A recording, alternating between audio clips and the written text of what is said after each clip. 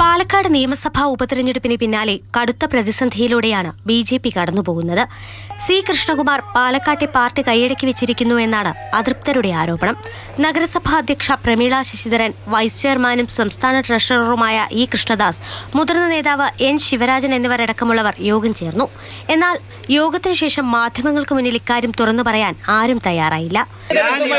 ഞാൻ ഒന്നും പ്രതികരിക്കാൻ ഞാൻ തയ്യാറല്ല. ബി.ജെ.പിയിൽ 5 വർഷത്തിൽ താഴെ മാത്രം പ്രവർത്തന പരിചയമുള്ള ഒരാളെ പ്രസിഡന്റായി അംഗീകരിക്കാൻ കഴിയില്ലെന്നും പ്രശാന്ത് ശിവനെ പാലക്കാട് ഈസ്റ്റ് ജില്ലാ പ്രസിഡന്റായി പ്രഖ്യാപിച്ചാൽ ഉടനെ തന്നെ രാജിവെക്കുമെന്നാണ് അതൃപ്തർ പറയുന്നത്. നാളെയാണ് ബി.ജെ.പിയുടെ പുതിയ ജില്ലാ പ്രസിഡന്റുമാർ ചുമതലയേൽക്കേണ്ടത്. എന്നാൽ പ്രശ്നങ്ങളൊന്നും ശ്രദ്ധയിൽപ്പെട്ടിട്ടില്ലെന്നാണ് നിലവിലെ ജില്ലാ പ്രസിഡന്റ് കെ.എം. ഹരിദാസ് പറയുന്നത്. അങ്ങനെ ഒരു യോഗം നടന്നിട്ടുണ്ടോ, അതിന്റെ ബാക്കി വിശദാംശങ്ങളെ കുറിച്ച് എനിക്കറിയില്ല. പാലക്കാട് നഗരസഭയിലെ 7 കൌൺസിലർമാരാണ് യോഗത്തിനെത്തിയതെങ്കിലും അത് 12 വരെ ആകാമെന്നാണ് അതൃപ്തർ പറയുന്നത്.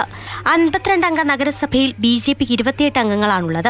7 കൌൺസിലർമാർ രാജിവെച്ചാൽ പോലും ബി.ജെ.പിക്ക് നഗരസഭാ ഭരണം നഷ്ടമാകും. മാതൃഭൂമി ന്യൂസ്, പാലക്കാട്.